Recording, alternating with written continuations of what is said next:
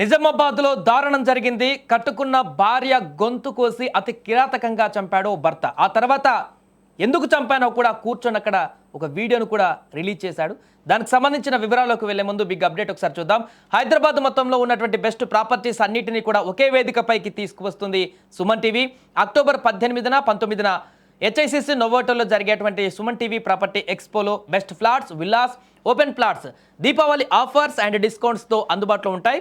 మీరు విజిట్ చేసి ప్రతి గంటకి ఒక గోల్డ్ కాయిన్ని గెలుచుకునేటువంటి ఛాన్స్ కూడా ఉంది. ఫ్యామిలీతో రండి, మీ డ్రీమ్ ప్రాపర్టీని సొంతం చేసుకోండి. రైట్, ఇక వార్తలోకి వెళ్తే ప్రస్తుత సమాజంలో వివాహేతర సంబంధాలు భార్యాభర్తల మధ్య సంబంధాలను దారుణంగా దెబ్బతీస్తున్నాయి. ఎలాంటి ఘటనలు జరుగుతున్నాయో కూడా ఈ మధ్యలో మనం చూస్తున్నాం. పెళ్ళైన రోజులకే గంటల వ్యవధిలోనే ఈ యొక్క అక్రమ సంబంధాల కారణంగా భార్యను భర్త, భర్తను భార్య ఈ రకంగా చంపుకుంటున్నటువంటి దుస్థితులు ఏర్పడుతున్నాయి. అక్రమ సంబంధాలు అనుమానాలకు, గొడవలకు కారణంగా మారుతున్నాయి. అంతేకాదు ఒక్కోసారి దారుణమైనటువంటి హత్యలకు కూడా దారితీస్తున్నాయి. ముఖ్యంగా కుటుంబ బంధాలను, ఇద్దరు వ్యక్తుల జీవితాలనే కాక పిల్లల భవిష్యత్తును కూడా నాశనం చేస్తున్నాయి. అలాంటి భయంకరమైనటువంటి ఘటన తాజాగా నిజామాబాద్ జిల్లా ఆర్మూర్ పట్టణంలో జరిగింది. ఒక వివాహేతర సంబంధం కారణంగా ఒక నిండు ప్రాణం బలైపోయింది. ఆర్మూరు పట్టణంలోని వెంకటేశ్వర కాలనీలో ఈ యొక్క దారుణం చోటు చేసుకుంది. ఆ కాలనీకి చెందినటువంటి వడ్ల మమత, ఆమె భర్త వడ్ల జగదీష్లకు ఇద్దరు అబ్బాయిలు కూడా ఉన్నారు. అంత బాగానే ఉంది అనుకుంటున్నటువంటి సమయంలోనే భార్య మమతకు వేరొకరితో అక్రమ సంబంధం ఉందని భర్త జగదీష్ అనుమానించాడు. ఈ అనుమానం వారిద్దరి మధ్య పెనుభూతంగా మారింది, పెద్ద గొడవలకు దారితీసింది. భార్యాభర్తల మధ్య రోజురోజుకు దూరం పెరిగి ఘర్షణలు మొదలయ్యాయి. నిజానికి ఈ దంపతుల మధ్య గొడవల విషయంలో పోలీస్ స్టేషన్ వరకు కూడా వెళ్ళారు వీళ్ళంతా. కౌన్సిలింగ్ కూడా జరిగిందంట అక్కడ. నిన్న ఉదయమే పోలీసులు వారికి కౌన్సిలింగ్ కూడా ఇచ్చారు. ఇలాంటి పనులు చేయవద్దని నచ్చజెప్పి వారిని ఇంటికి కూడా పంపించారు. అయితే కౌన్సిలింగ్ తీసుకున్న తర్వాత కూడా వారిద్దరి మధ్య తగాదా ఆగలేదు. ఇంటికి రాగానే మళ్ళీ ఇద్దరు గొడవ పడ్డారు. ఈ గొడవలోనే తీవ్ర కోపానికి గురైనటువంటి భర్త జగదీష్ కత్తితో తన భార్య మమత గొంతు కోశాడు. దాంతో మమత అక్కడికక్కడే మృతి చెందింది.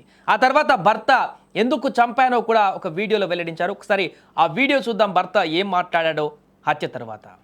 40 సంవత్సరం బతున్నా మంచిగున్నా. ఇవాళ చుక్కలు చూపించి 2 నెలల నుంచి చుక్కలు చూపించింది. ఆ బండి ఉంది కదా వెనక బ్లూ పడగొట్టిన అది ఉచ్చుకున్నది, అది ఆడికి ఉచ్చుకున్నది. ఇదే ఊరు ఆర్మూరు.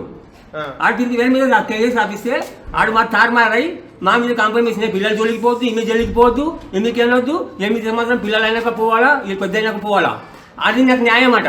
వీడు వచ్చి ఏస్ చేసుకోవచ్చు, నువ్వు పోవద్దు, వీడు వచ్చి ఎంజాయ్ చేసుకోవచ్చు, నా భార్యతోటి ఏమైనా చేసుకోవచ్చు, పిల్లలు చూసుకోవచ్చు, అన్ని చూసుకోవచ్చు, నేను మాత్రం చూసుకోవాలి, దూరం నుంచి గలీలో రావద్దట రాపిచ్చిరు. సో అది భర్త ఎవరైతే భార్యను చంపినటువంటి భర్త ఉన్నాడో అతను చెప్తున్నటువంటి వాదనది. ఇదే గల్లీలో ఉన్నటువంటి ఒక వ్యక్తితో తన భార్య అక్రమ సంబంధాన్ని నెరుపుతుంది, ఎన్నిసార్లు చెప్పినా వినట్లేదు, అది తీవ్రస్థాయికి చేరింది కాబట్టి ఈ రకంగా హత్య చేశారంటూ కూడా ఆయన చెప్తున్నటువంటి పరిస్థితి మనకు కనపడుతుంది. దాంట్లో నిజాలు ఏంటనేటువంటిది అక్కడ ఉన్నటువంటి స్థానికులకు కానీ మిగతా వాళ్ళకు తెలిసి ఉంటుంది. కానీ భర్త మాత్రం ఇందుకే చంపవలసి వచ్చిందనేటువంటి ఒక విషయాన్ని క్లారిటీగా చెప్తున్నారు. ఇక స్థానికులు చెప్తున్న దాన్ని బట్టి చూస్తే ఒకసారి భార్య మమతకు వేరే వ్యక్తితో ఉన్నటువంటి అక్రమ సంబంధమే ఈ హత్యకు ప్రధాన కారణం అని కూడా చెప్తున్నారు. సో ఈ హత్య గురించి సమాచారం అందుకున్నటువంటి పోలీసులు వెంటనే సంఘటనా స్థలానికి చేరుకున్నారు.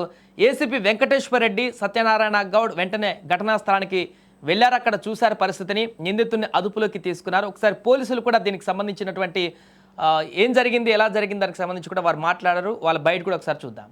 ఈ రోజు ఆర్మూర్ పట్టణంలో అందాజ 3 గంటల ప్రాంతంలో వెంకటేశ్వర కాలనీ నందు వడ్ల జగదీషు తన భార్య మమతను అక్రమ సంబంధం అనే అనుమానంతో ఇంట్లో ఉన్న కత్తితోని గొంతుతో కోసి చంపినాడు.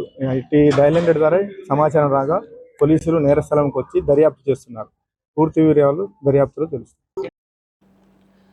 సో అది అక్రమ సంబంధం కారణంగా పచ్చని కుటుంబము పూర్తిగా ఇప్పుడు కకావికలమైనటువంటి పరిస్థితి. ఇద్దరు పిల్లలు తల్లిలేని పిల్లలుగా మారారు. ఇప్పుడు తండ్రి జైలుకి వెళ్తారు కాబట్టి పూర్తి అనాథలుగా మారిపోతున్నారు.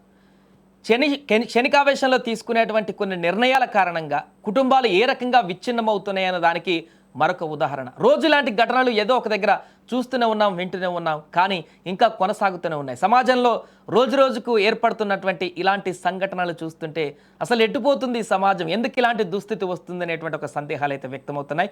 ఏదేమైనా కూడా నిజామాబాద్ ఆర్మూర్ పట్టణంలో జరిగినటువంటి ఈ ఘటన ఒక్కసారిగా అక్కడ ఉన్నటువంటి స్థానికులను కూడా విషాదంలోకి నెట్టేసింది.